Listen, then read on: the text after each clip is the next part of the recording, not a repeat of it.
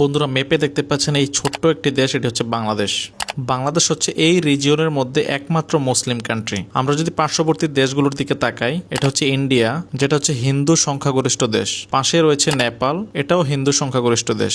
এইখানে রয়েছে ভুটান, যেই দেশটি হচ্ছে বৌদ্ধ ধর্মাবলম্বীদের দেশ। পাশে রয়েছে মিয়ানমার, এই মিয়ানমারও হচ্ছে বৌদ্ধ ধর্মাবলম্বী। বাংলাদেশ থেকে সবচেয়ে কাছের মুসলিম কান্ট্রি হচ্ছে এই পাকিস্তান, যার দূরত্ব বাংলাদেশ থেকে প্রায় 2000 কিলোমিটার। বন্ধুরা, বিশাল এই রিজিয়নের মধ্যে একমাত্র ছোট্ট এই বাংলাদেশ কিভাবে মুসলিম কান্ট্রিতে পরিণত হলো, এটা জানতে হলে আমাদেরকে যেতে হবে আজ থেকে প্রায় 1200-1300 বছর আগে।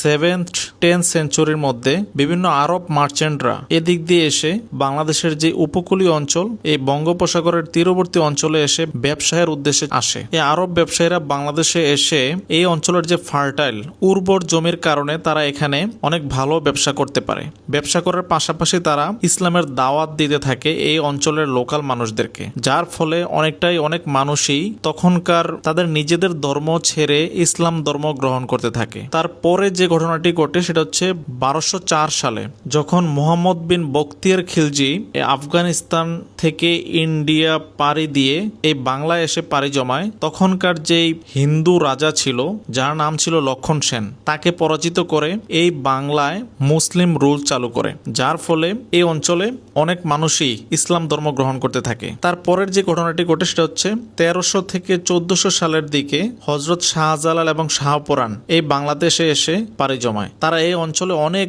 মসজিদ মাদ্রাসা স্থাপন করতে থাকে, যার ফলে এই অঞ্চলের অনেক মানুষই ইসলামের দিকে ধাবিত হতে থাকে। তারপরে রয়েছে মোগল আমল, যখন দিল্লি অথবা ইন্ডিয়ার শাসনভার মোগলদের হাতে ছিল, অনেক মুসলিম শাসক এই বাংলায় চলে আসছিল, যার ফলে এই বাংলাদেশে অনেক বেশি ইসলামের প্রভাব বাড়তে থাকে এবং এই অঞ্চলটা প্রায় আজকে প্রায় 90% মুসলিমের দেশে পরিণত হয়েছে।